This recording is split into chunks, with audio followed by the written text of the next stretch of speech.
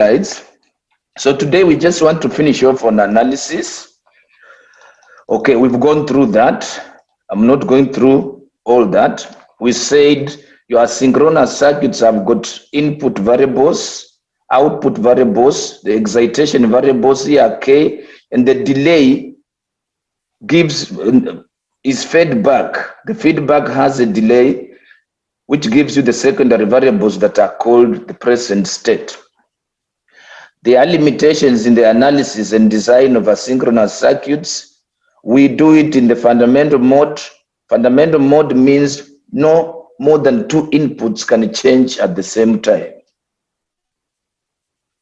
Only one input is allowed to change at the time, and the machine stabilizes. The input changes faster than the stabilizing of the machine. So the objective is to obtain the state diagram or table and then describe the behavior of the machine.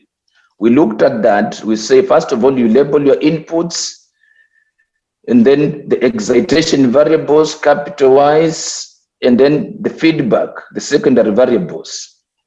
Derive your equations, and then you go and get what you call a transition table. The procedure does not change.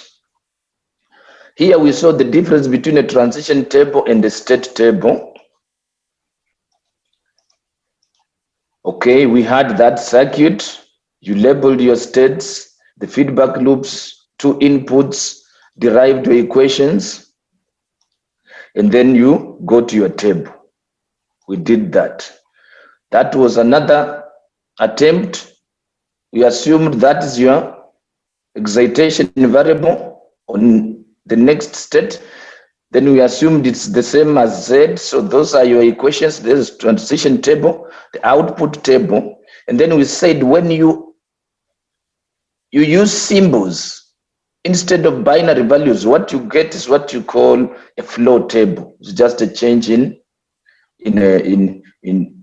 the way we call it. So we've got a transition table, state table, and flow table. So here we talked about what a flow table is a transition table in which states are named by letter symbols instead of binary values. Okay. We said the flow table can include the output, like in this case. Then you've got what we call a primitive flow table. You will see it when we do design that has one stable state in a row, and the stable state is actually circled. So from this flow table, we said you can explain the behavior of this circuit. You say when the input X is 0, you find that whatever you do, the machine will be in state A. So and then we are saying when it is 1, 0, the machine will always be in state B. And then when it's in 1, 1, it will oscillate. So we talked about that. Now, there are some things you can play around. That is where we left. There are some things you can play around with analysis or design. If somebody's mic is on, can we please mute our mics? So you've got a flow table here. In design somewhere, you design something and you have a flow table. Okay, and they say derive the circuit that is given by the flow table. We're just going to do the opposite. So that is your flow table. What circuit is it? So from the flow table, you assign binary values. Let's say I'll say A is 0 and B is 1. Then I split into a transition table and an output table. A is 0, so that is why I have that 0 here. The output is 0. Then with K maps, I can get these equations and then get the resulting logic diagram. There's nothing new there. It's just the opposite of what we've been doing. Derivation of a circuit from a flow table. Now, there are problems with asynchronous circuits. We have the first one we are going to look at is called a race. Races, and then the others are hazards. When an input changes, or one or more, two input changes, they can cause problems. That is why we say we only allow one input to change. Now, if that input changes and the state variables, two of them are changing because of unequal delays on the different parts of the circuit, you can have problems. Let me use this. If your state variables are supposed to change from 0, 0 to 1, 1, two of them are changing at one time.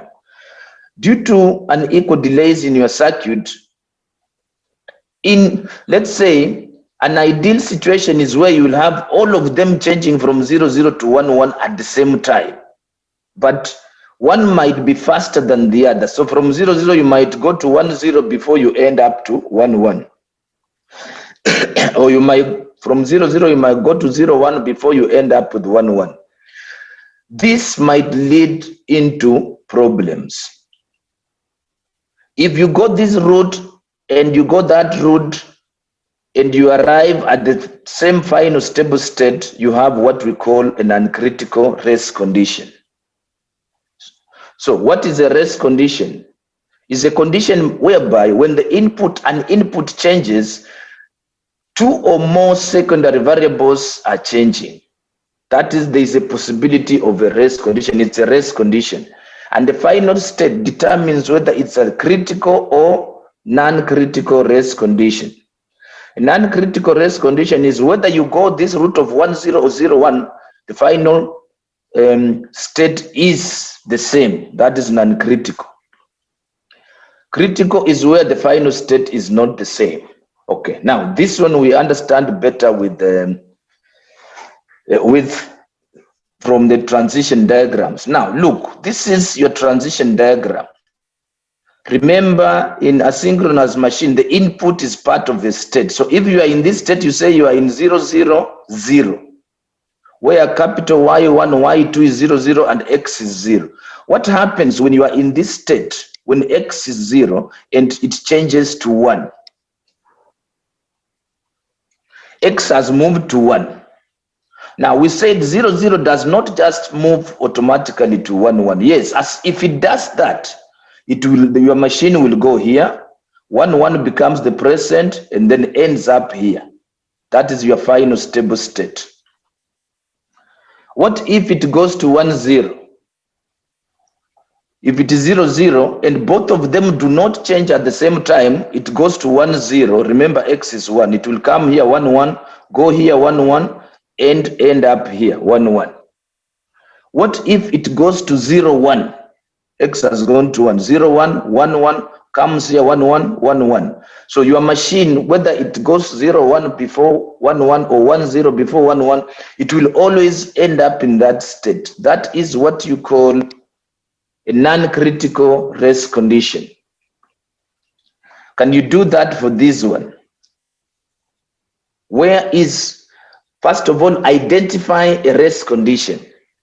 A rest condition happens when the machine is in a stable state and an input, stable state, say here, and an input changes and two state variables change. If you are here and X changes from 0 to 1, you are moving from 0, 0 to 1, 1, 2 or more state variables are changing. So there is a possibility of a rest condition. That is the identity. Now, can you tell me what happens to that machine? What will be the final state?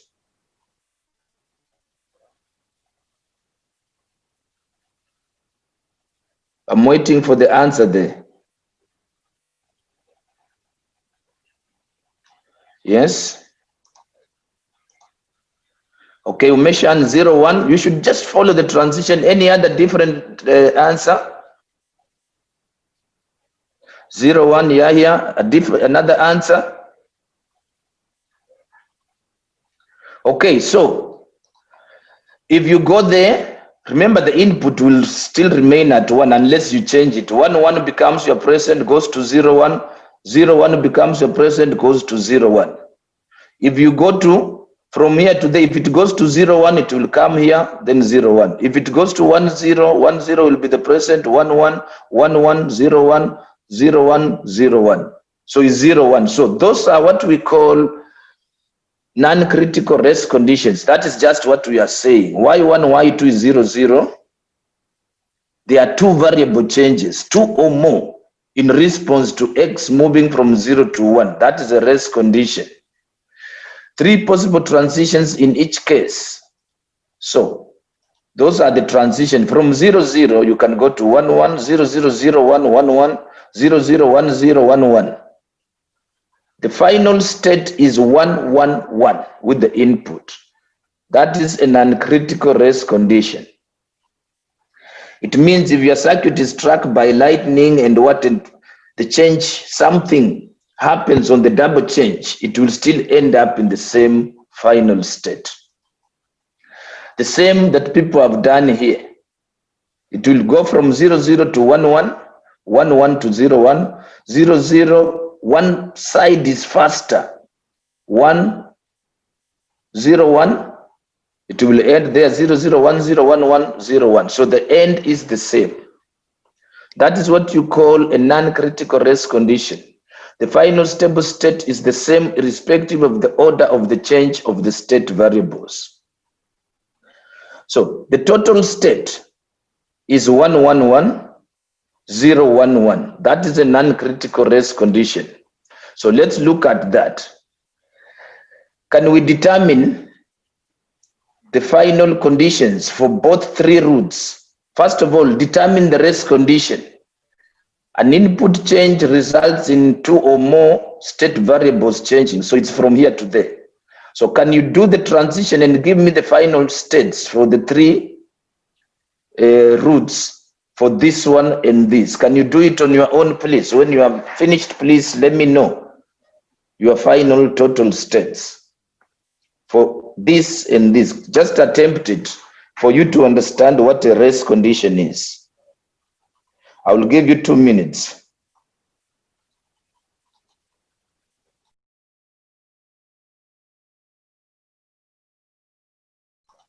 Okay, Umeshan.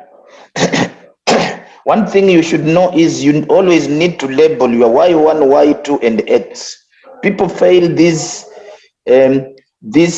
question in the exam because they don't label. I don't know whether you started with Y2, Y1X or Y1, Y2X. Mark that. You can get it right and still fail. You must label which one is your Y1, Y2, and X. Okay, but it seems right. So, but I want those three routes distinctively. The first one is if both in an ideal situation where they change to 1, 1, it will be 0, 0, 1, 1, 1, 1, 1, 1. So the final state will be 1, 1, 1. Y1 will be 1, Y2 is 1, X is 1. Now I need you to do the second one and the third one for this and for that, and determine the type of rest condition.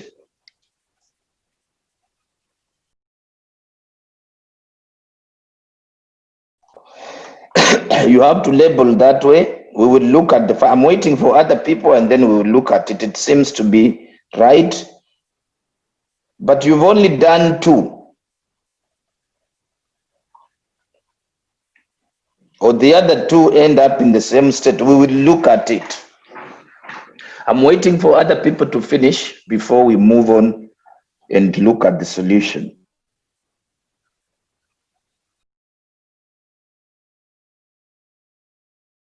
Sizwe, you don't just, you have to give me Y1, Y2, and X0 to 1. But you have to use the 3 roots that are there for 2 state variable changes. If there are more, you will have quite a lot of alternatives. We will look at the final answer, all of us.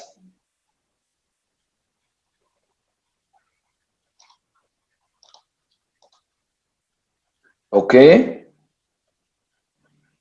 Okay, let's see. Determine the rest condition. A rest condition occurs when the circuit is in a stable state. The stable state here is 0, 0, 0. Don't forget the input. Or you can say when Y1, Y2 is 0, 0, and X changes from 0 to 1. When that happens, 2 or more, here in case 2, State variables are changing. This one is changing, this one is changing. And depending on the delay on these lines, you can have disastrous results. So let's look at the first. If this one, they are supposed to change to 1, 1. What if this one is faster?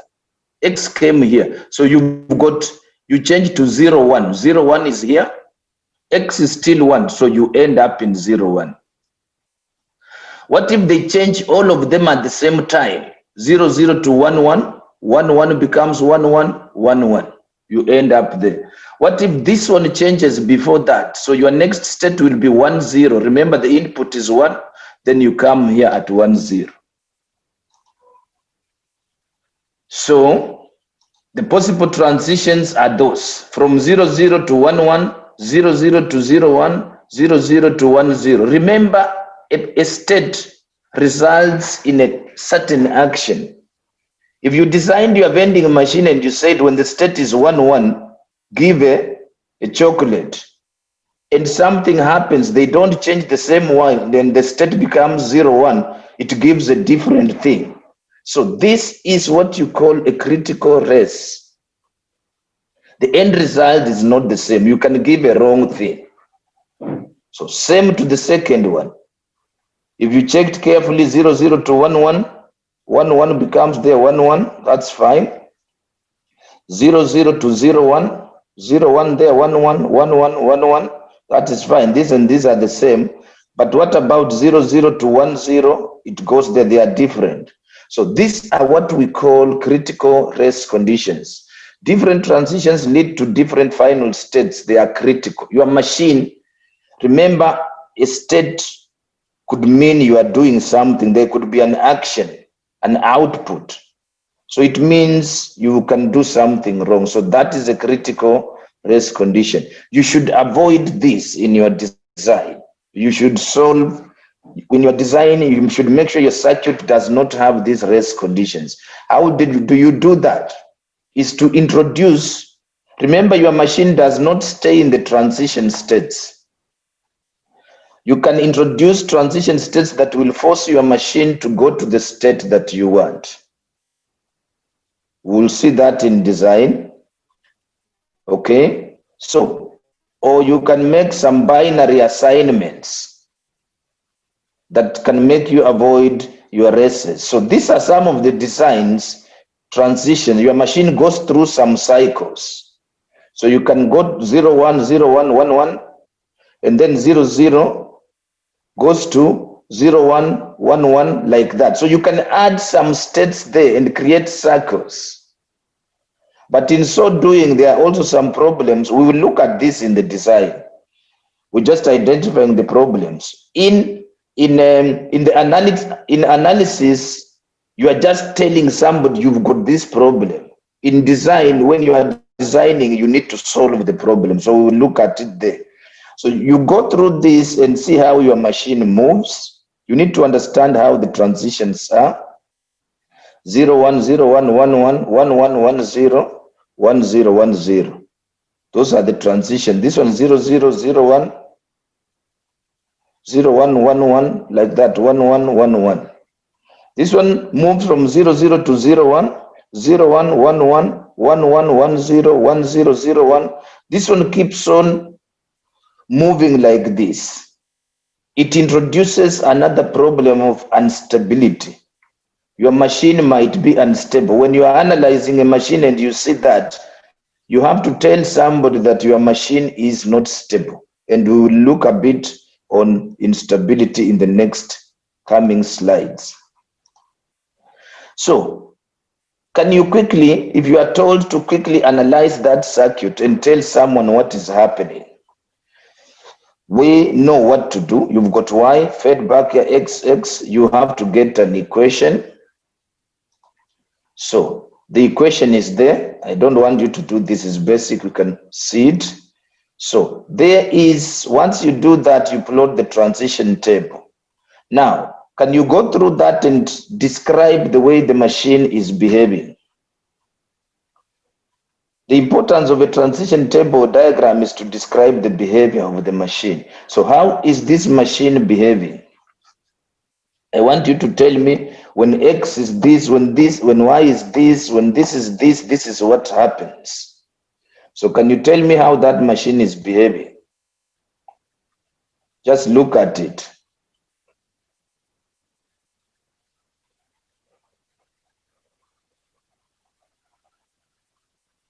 We see that when X is 0, when all X's are 0, 0, the machine will be in stable state 0. When X1 is 0 and that is 1, the machine will be in stable state 1. When it is in 1, 0, it will be in stable state what? 0. You can even tell someone that when X2 is 0 and X1 is don't care, the machine will be in state 0. Okay? When it is 0, 1, it will be in state 1. What happens when your X1, X2 is 1, 1? You'll find that when the present state is 0, it goes to 1. 1 becomes present state, it goes to 0. 0 present state, 1. 1, 0. 0, 1. The machine becomes unstable. You have to, in analysis, you are telling somebody the problems with their design. Is it a perfect design? Does it have problems? So you have to look at the table and tell someone what is happening. So that is a case of instability. So when X1, X2 is 1, 1, the machine is unstable. It oscillates between 1 and 0. So those are the things you need to find when you are analyzing a machine and tell somebody the problem with their machine, and they should decide on how to solve it. So you must take care when there are unstable problems. Okay, now, to avoid instability, people design machines with latches. So that is the next thing we are going to look at. They are better. Asynchronous sequential circuits have got problem. They've got the rest conditions. They've got a lot of instability problems. They've got what we call hazards. We will look at them in design. To avoid those things, people tend to design asynchronous machines built on specific latches. So this is what we need to do to avoid those problems. So if you are given that is an SR NOR latch, you can redraw it this way and you analyze it. You will get that equation. And then you plot, we know the process. You plot the transition diagram, you will get that transition diagram. Okay. So what is the problem? We want to use this latch in our design. It has a problem such that when S and R is 1, 1, Q is what? If this is 1, Q and Q complement are both 0. We want them to be a complement of one another. We don't want that. Okay. If they are both 1, 1, if they are both 1, 1, they are all what? 0. We don't want that. So how do we avoid that? We avoid that and make sure S and R are not equal to 1.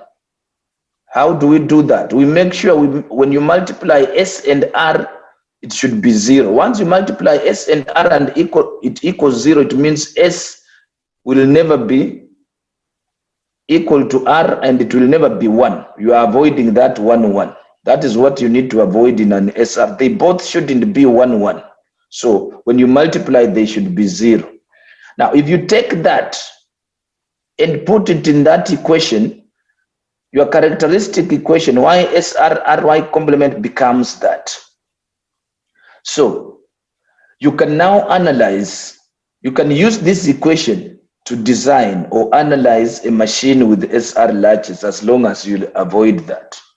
Okay, so that is for we will look at an application of this. The most important thing is that characteristic equation and the avoiding of 1, 1 here. So this is a NAND latch. It is like that. Why are we going back to latches? Because asynchronous circuits have got problems, instability, races. Most people design them based on latches for satisfying certain conditions.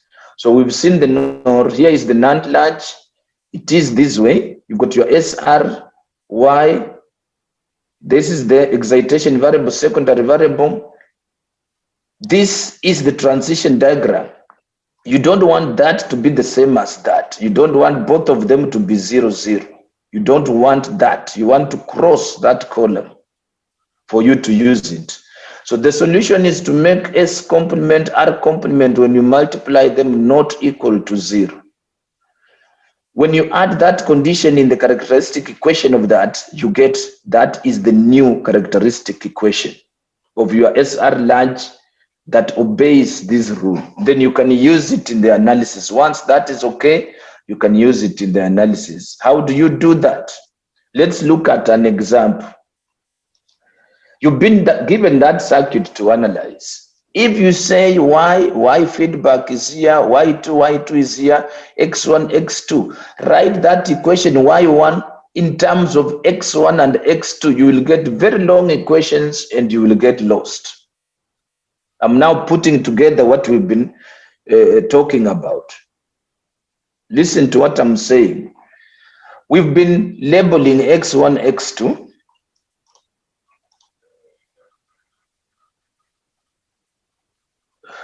Okay, Umeshan, that is a very good question. Why do we use asynchronous circuits and they've got these problems? Okay, first of all, even some latest textbooks don't have this chapter. But there are things in theory that were obsolete that are coming back. Okay. Some things were not even applicable in the past 20 years, but now they've found their use. In communications, okay, Umeshan, what I'm saying is, you are saying, why do we bother with asynchronous circuits? We can rule them out now, but it doesn't mean that in 20 years' time they will not be relevant. They are very fast. They are quicker than synchronous circuits. So that is why we keep them there. In comms, there's something called the Vita B decoder that was done by somebody, Vita B, in around 60 something. Actually, it started in 48.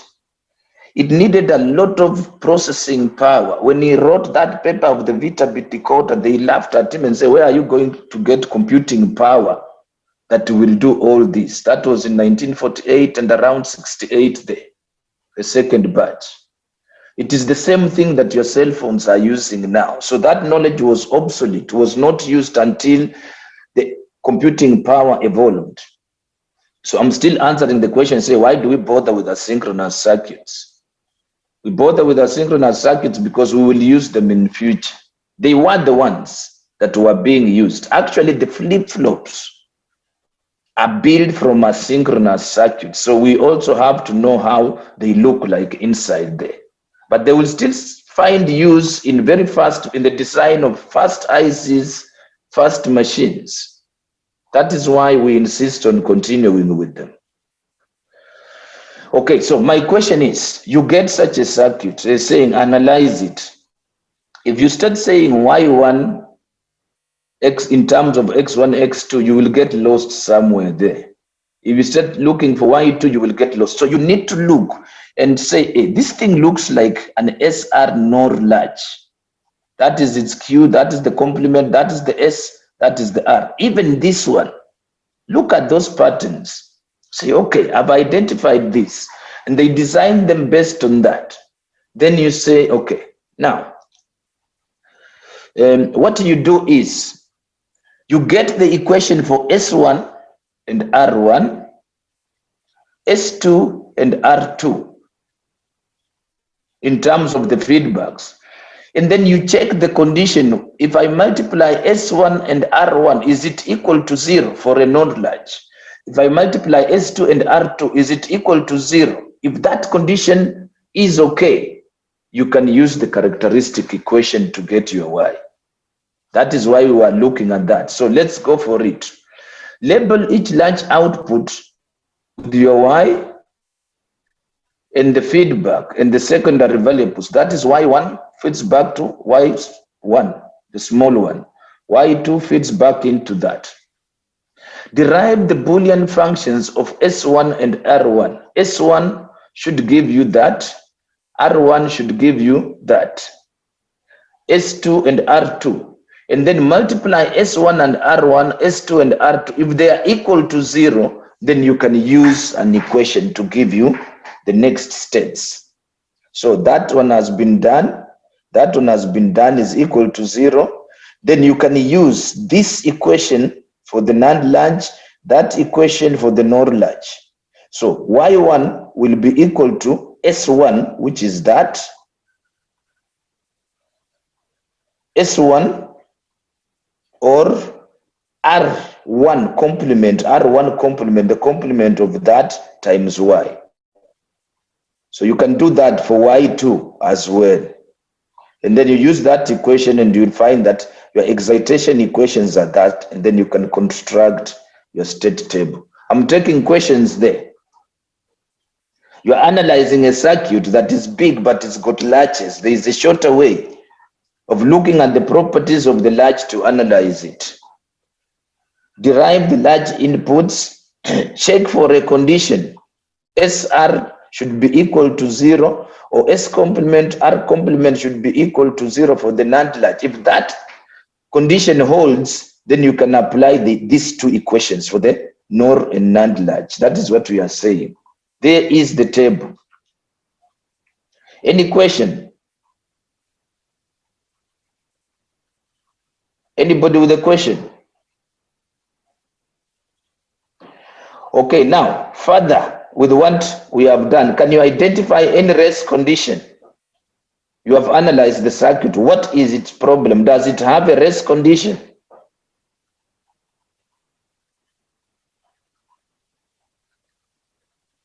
I'm giving you 2 minutes to check.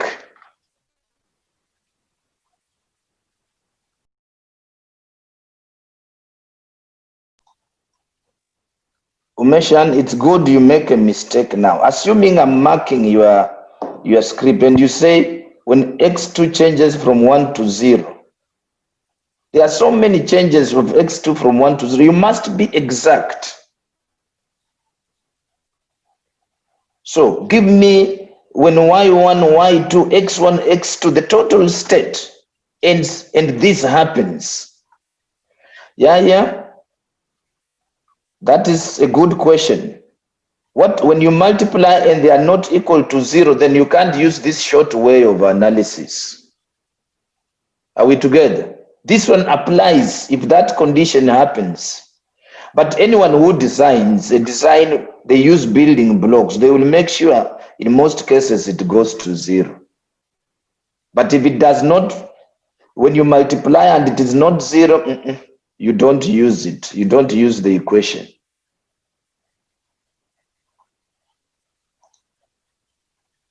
So Umeshan, you give me the total state. You say y1, y2, x1, x2 is this, and x1 or x2 changes to that. That's the language. That is how you write it. And if you want to do it properly, go column by column and look at the circled states. Those are the stable states. That is where your machine will end until a change of input is the one that will remove it from that state.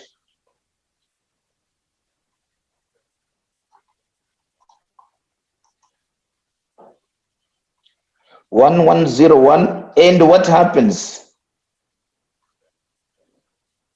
I want that, okay, Umeshan, y1, y2, x1, x2 is 1, 1, 0, 1, and something happens.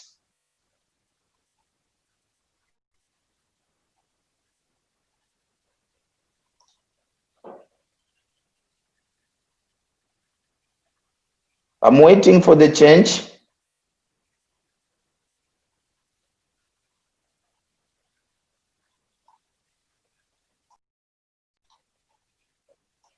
You are almost there. And what happens?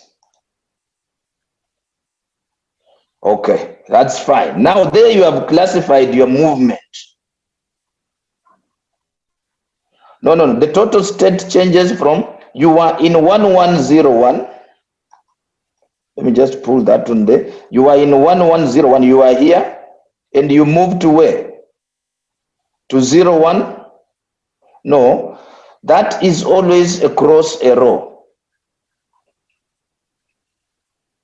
Oh, okay, you've gone to the final. Okay, it's cool. You've solved the problem, but just identify it. Identifying it is, you say, if it is, first of all, why did he not choose this? Let's discuss this. You look at the stable states, is 0, 0. You look at a row. The transition moves across a row. Then the row, whatever value becomes the present state, and then you go. So why did he not pick here? Because the stable state is 0, 0, 0, 0, 0. For there to be a race here, this should change to 1, 1. Two of them, it's not here.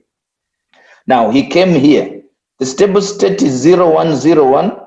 For there to be a race on this row, you should have a 1, 0 on this row. So it is not there. So he skipped that. Now he came here. You've got the stable state is 1, 1. I'm using 1, 1 here, but it includes that. 1, 1 here, it includes that. For you to have a race, these two of these should change. So there is a 0, 0. So any movement from here to here is capable of creating a race condition. You have identified this from here to here. Now, Umeshan, why did you not take this 1, 1 to 0, 0? Why? Something very important. Why did you not take this 1, 1 to 0, 0? Anybody who can answer that question?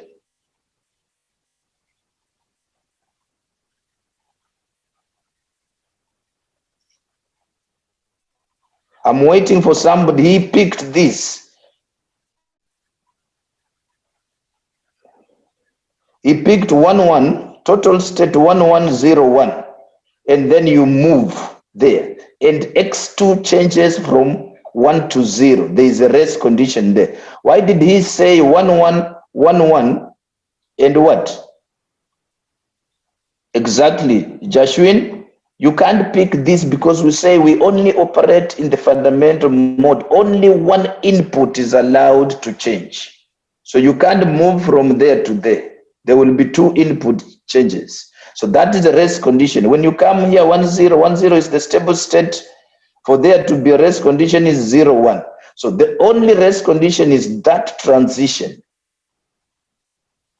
When you have 1, 1, 0, 1, and X2 changes from 1, 0, there is a race condition. Now, the next question, what race condition is it? You have to go and look at the final states. So you have to look at the root of, if it goes from 1, 1 to 0, 0 directly, 0, 0, you end up 0, 0. 1, 1, 0, 1, you end up in 0, 1. 1, 1, 1, 0, you end up 0, 0, 0, 0. So you will either end up here or there. So those are two different states. So that becomes a critical race condition. Those are race conditions are questions whereby when you understand what is going on and you see it in the exam, those are marks that you put and you take and put aside. Is there anybody with a question? You are given a circuit here to analyze. You have derived the transition table and said, hey, so and so your circuit has got a problem. It's got a critical race. So you need to do something. You can sort these critical races by changing these transition states. For example, if you change that transition state to say 1, 0, it will come 1, 0 to 0, 0 and go there. You will have solved something. So you can use the transition states. We will look at that when you are dealing with the design.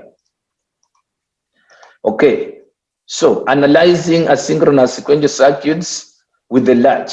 You are taking advantage of the latch.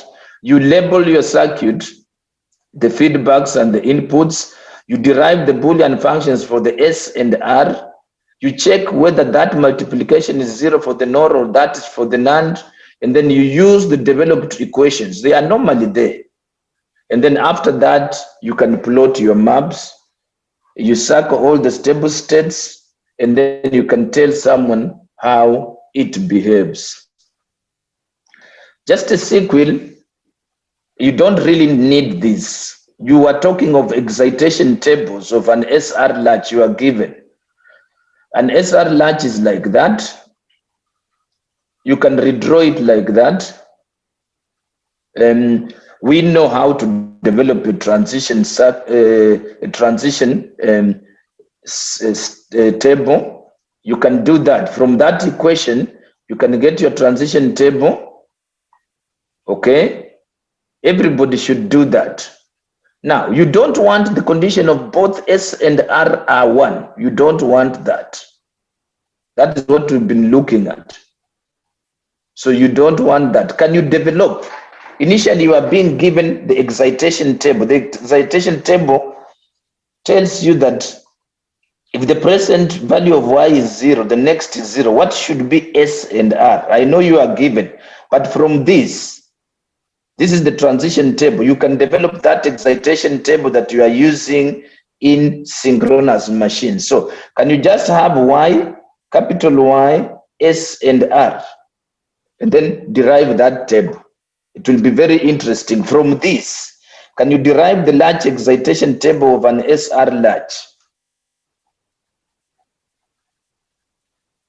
Please do it, 2 minutes. In short, this is the present state.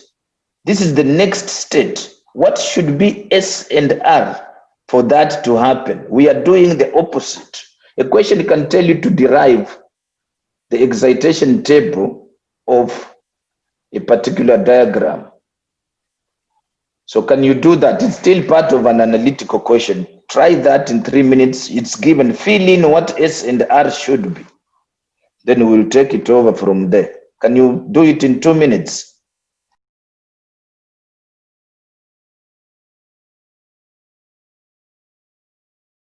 Anybody who has finished? We saw how to get a state table from a transition table. Now we want to get an excitation table. Anybody who has done it? Yes, people have done it. So the excitation table actually tells you that if the present value of y is 0, present state, and the next state is 0, what should be S and R? You come here. The present state is 0, that is 0. So you have to get that from that. So what do you have here, S and R? Somebody to tell me.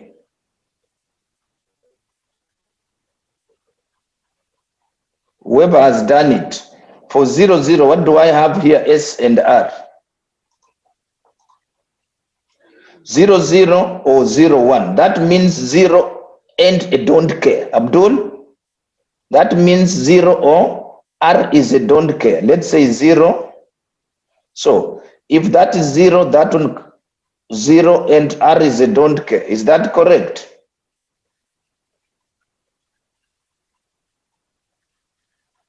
That works here. 0, that is 1. It will be okay, but you can have a case of 1, 1 here. So do that. He got the 0 and the don't care there. It can be 0, it can be a 0 or a 1. That's fine. 0, 0. If the present value is 0, this can be 0, 0, or this can be 0, 1. You get that 0. That is where he got a 0 and a don't care. It should give you that and that. Now, if your present value of y is 0 and the next is 1, 0, and the next is 1, you only have that 1, 0. That is why you've got 1, 0 there. If your present value is 1 and next is 0, your present value is 1 and next is 0, we don't want that x. So that is why you have that one is what? 0, 1. That is why you have 0, 1 is there. If your present value is 1 and the next is 1, you are looking at there and there. So it means S is a don't care. It can be a 0 or a 1. Don't care, but Y should be a 0. That is how they get that excitation table there. they give you. So these things you can play around them. A question can come either way. So those who did that, you got that. Any question about that? Remember, you are given an excitation table for an SR. A typical question is to design a flip-flop that you don't know of, and you are told, or they give you that this is a flip-flop, it behaves like this. Derive its excitation table or state table. That is also an analytical question. So I'm just looking at various aspects with latches. You can be given a transition table and somebody tells you implement this circuit with an SR latch. Simple. From the transition table, you've got the excitation table, present state, next state, excitation table that you are deriving. So you can map for S and R. To move from 0 to 0, 0 to 0, S should be 0, there is your 0. R should be X, there is your X. That is what we are saying. To move from that 0 to the next, 0X. So you have the map for S, the map for R. Then you minimize that map, you get that. And then S, you draw your SR node latch, and S should be that from the map, and R should be that. Then you can draw your circuit. Just simple. For the NAND latch, you invert this, and then you can get that circuit. So analytical questions come in various different forms. So implementing with an SR latch, given a transition table that specifies the excitation function, you derive the simplified Boolean functions of S and R, and then draw the logic diagram. That is what you need to do. So analysis is very basic. It's going through the steps, and it's normally done. So there is a tutorial that I need you to do on analysis. And then next week, we will start by design. Don't miss design. It's normally very funny that when you read it in books alone, you might not be very much okay. Don't miss next week's lecture. Now, from now and the rest of the remaining time, I want you to look on your own on that, this exercise. Determine any race condition and state whether they are critical or non-critical. That is a TAT. You analyze the circuit that is given there. You determine whether there are races or stability problems.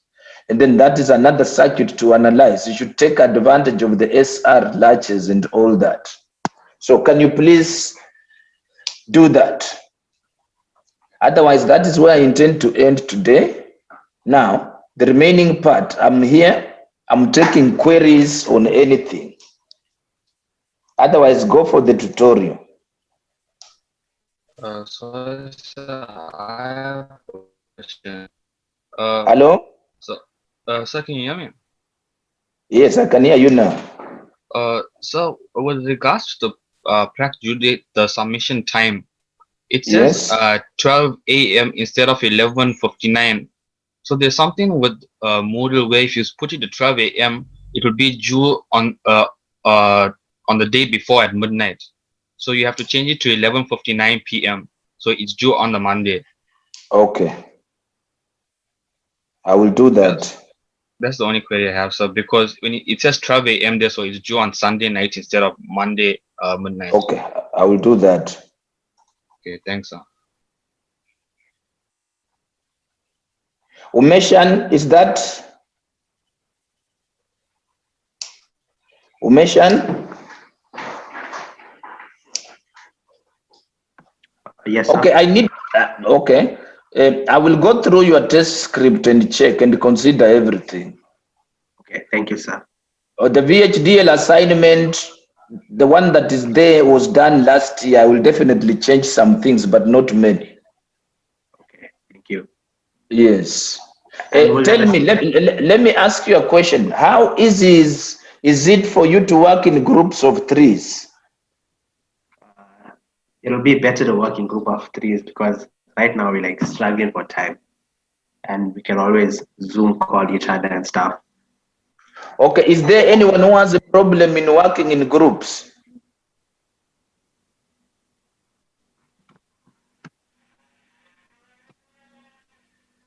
Anybody with a problem? Okay. Sahil, you are the class rep. I will put an assignment, or either I will take one test, but you will have to work in groups. Nobody is indicating that they have problems with working in groups. Any other No question? problem, sir. What would you like me to do, sir? No, nothing much. I'm just notifying you that I've asked if anyone has a problem with working in groups. Nobody's coming forth. Yes, sir. I don't think anyone has a problem with that. Okay. So I will make sure I get an assignment and give you enough time. But you'll have to work in groups. Thank you, sir. I'm taking questions. Okay, if there's no question, don't miss next week, please. No, there is a question, sorry. Yes? With regards to the just now, with the people who didn't manage to submit or on move, what will happen if you forwarded their email? Okay, those ones who didn't submit. Yes. Hello? Yes. There are actually two cases there. Yeah. There are those ones who didn't submit, but they marked the attendance register. Are you getting that? Yeah. It means those ones can be looked at as if they had a technical problem. And there is a group that did not submit, did not mark the register, which means they are absent. The absent one needs a reason for being absent, just like the normal tests. The one with the technical problem, as we said in the beginning of the lecture, I'm still looking at how to deal with them. Most likely, I will set another test, makeup test. But then even if they forwarded their work with an email, they have to write a makeup because it's just a technical problem with submission. Did we talk, good president? We talked about this in the beginning for the first 30 minutes of this lecture. I think you probably joined late, right? Yes, yes. Yeah, we have talked the first 30 minutes of this lecture, we addressed that. Oh, okay. Yeah, now you see what I will repeat that. There's nothing wrong with asking good president. What I said is, if you are a lecturer, there are two people. One who submitted after 20 minutes because they had a technical problem. Are we together? Yes. And there's that one who did not finish on time and was stealing some more 20 minutes to finish writing. How will I differentiate those two? I think there should be penalties of late For submission. both of them. Oh, okay, a penalty for late submission. Yes. Okay. Whether somebody had a technical problem, now you are talking. Whether somebody had a technical problem or not. Okay, I'm still working on that. What penalty should I apply? That is what I'm working on. I know you don't want to write another test. I know it can't be to write another test. So I'm still working on that. Sorry, sir. For control Yes? system, for control systems, you get a 1 mark penalty for every minute late that we submitted. Okay. I will also, as I said, I'm still looking at the penalties to apply. And we are discussing the penalties here. That is, you guys want a penalty instead of writing another test. Okay. So I will let you know within this week. I will have dealt with that. Sanelisiwe, you've just heard that people don't want a makeup test. So the question whether it will be for everyone or selected students does not arise now. Okay, keep well. Don't miss next week's design lecture. I'm the one who is telling you this, the one who has been teaching it for 10 years, the one who sets the exam, who marks. Unfortunately, if you question and you ask for a remark, the university policies are very bad. I'm still the one who marks the remark, which is unfair to you students. It needs somebody else, but they don't want to pay. Yaswin, Jashwin Singh, you are saying bona fide technical issues cannot be penalized, correct? But how will we know which one is bona fide and non-bona fide?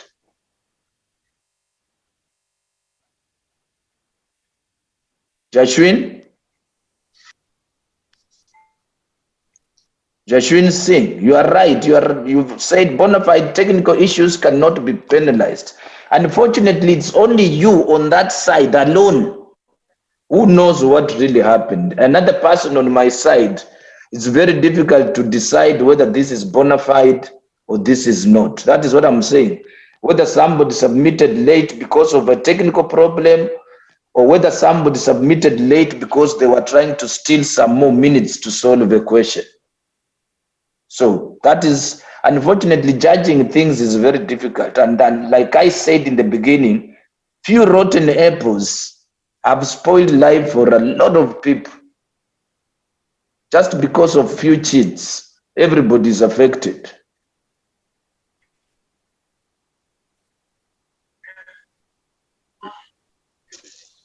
Okay, if there is no question, then let's meet next week. If you have a problem, just drop me an email.